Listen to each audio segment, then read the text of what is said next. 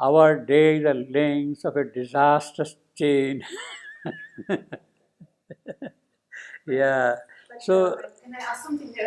I mean, actually, Nara does not reveal too much. How, no, how can she make up all this is she's doing. Yeah, but when you read back what He has not yet revealed. what Nara actually is saying, he doesn't say all this. No, he doesn't How say can that. she make it up of No, those small, hints he is giving? But that is enough for her. She is sensitive enough to catch the hint. She is perceptive. He's not giving. She says of shadow also. She says that he says what the idea in giving the prevision to the one who is driven by the forces. But he doesn't give her all No, this. what you are saying is true in the sense that he has not elaborated in that sense. He need not, he should not. Those sufficient hints are there, and she is a perceptive person to catch those hints. So now she makes up her own story. No, not make her. She has felt, she has sensed. Yeah, but She has sensed everything. she doesn't know what's really No, happening. that's all. Therefore, she is asking. She knows that it is not a clean, yes, Yeah, go ahead. that's right. This is Yeah, power not and actually you what will- has happened. All this, she's making up the worst of the worst things. She knows that something is wrong now happening. That's She has understood that. Now, she wants to know exactly what is that wrong. She is driving the whole argument towards that. I would like to know what exactly is the problem with this boy. Yeah, I would want to. That's true. Yeah, of course. And therefore, she's putting all kind of arguments against that boy. She represents an ignorant nature. She is not an ignorant person that way. She is sensitive. She is Ashwapati's queen. All those things are there. She is very wise. She is very pragmatic, very practical lady, and her human mother's nature is very strong there. My daughter, she is not going to suffer like that. I will accept her condition in a forest, but more than that, I am not willing to accept. She will leave the palace and all that thing. Okay. I will accept that thing. That itself is a calamity for me to accept. But still, I am willing to accept it. But not anything more than that. It becomes blacker than black. Our days are links of disastrous Yeah, chain. she It makes goes it, straight she to really hell. pulls it down. Yeah. It could have been a small thing also. It could have been, I mean, she doesn't know Well, what. there is a hint here. She opened her heart to grief. No, but that now it says. Opened her doors to grief. Yes. Grief is pouring in. No, no. Yeah, but Nara doesn't give her the reason. He says very little if you She look cannot at it. accept. That's enough. She cannot accept. She's not he has not given a. He did not. But that was enough. This is enough. See, this is enough now. None can refuse what the star force demands. Nara doesn't say that there's a light and He did not. He says, none can refuse the star force demands. That is another answer after. But she is. but she sees only the black now. She doesn't see that there is. But Ashwapati She is now going to demand, please let me know what is the problem there. But Ashwapati saw the light. She is not referring. In fact, this sentence is a very strong sentence at all. She has leaped an arrow from the bow of God. He has already assured her also. It's not. But why would an But arrow be she- shot unless there is a problem? Yeah. Exactly. Yeah. You don't shoot an arrow on a flower. Yeah. So what's that use that arrow is going to? Where's the arrow going? Yeah. Why is there an arrow? She should ask. She is, therefore he says, slowly he revealed. Slowly. the story tension is being built up, you see. She is a master. She speaks as a human being, limited. Exactly. Human being. And she says that She represents humanity, ordinary humanity. yeah, the full human Ignorant. nature. And Yeah, what is this? What is Yeah. this? Why does it happen? Full human nature. See, basically it happens very often. It happens very often like that. See, I mean, if somebody is already disturbed, and even if you utter a one or two words, the disturbed person, will make it large. in every direction. In every direction. It happens like that. Yes. Yeah. Yeah. It happens, you see. Even in our ordinary life also, you see. You may say So something. she has the vision and it's not personal in her dog. Yeah. It's not personal. Otherwise she has the vision. But then the vision, That when it falls touches when it touches her personality, personally, there's the no more vision is vision. becoming The narrow. vision is becoming very... She says, my Savitri, she is so much attached also, you see. So she is not going to accept anything at all. She is not calling her spirit, tranquil spirit, to her aid. Yeah. For her, it's a real situation. Yeah, it's a real, exactly. For her, it's a real situation. And the full play of her psychology is coming forward. She's really powerful. Very powerfully Really done. powerful. Yeah. Complaining. Yeah. The whole sentence So powerful. In fact, she is so practical also. Perhaps she came an enemy from her past. Yeah. Okay. Perhaps, you see. Yeah. Armed with the hidden force of ancient wrong, they must have quarreled, something must have happened long ago, and now he is there to take full revenge of this lady. She's afraid that Savitri, like something may happen to Savitri. She's afraid that maybe it's... No, this is, Savitri has already seen. Savitri, from her depths of the soul, she has seen everything. And in fact, this is what she is going to say also. You are shouting, crying and all that thing, I am not going to change my mind. She will say eventually that. Actually, let me put it this way. Okay, yeah. Yeah, we'll see that thing. Yeah. Perhaps, perhaps he came an enemy from her past, and with the hidden force of ancient wrongs.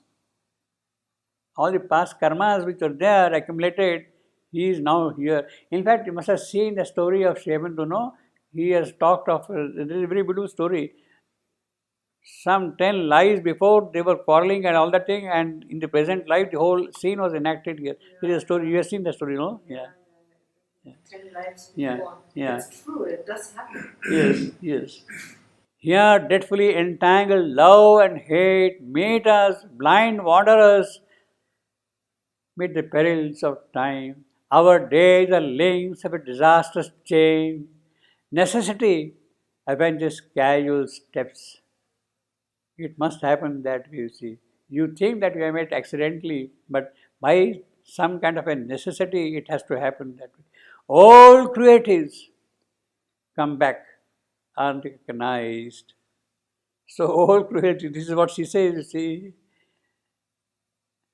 come back unrecognized. The gods make use of our forgotten deeds. So this summarizes, you see.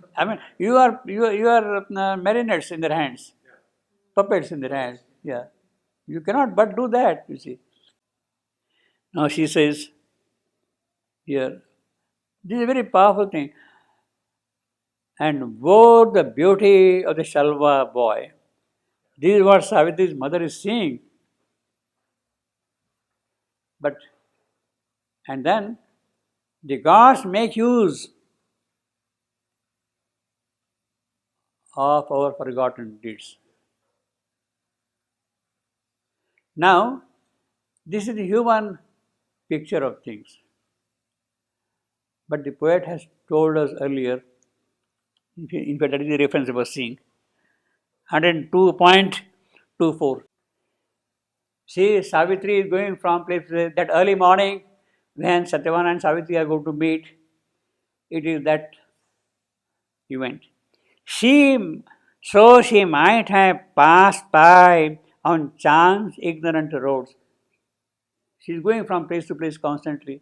Should I just walked away also here, missing the call of heaven, losing life's aim? She might have gone away, but the God touched in time. The God touched in time her conscious soul. God touched in time. And here, gods make use of our forgotten deeds. See? So, now you see the contrast between Savitri would have just gone away, Satyavan would have gone like that. They have seen, glanced each other, but nothing would have happened perhaps. But there was somebody else, God, He touched in time that they must look into each other. And the deed was done. Same way, gods make use of our forgotten deeds in other context now.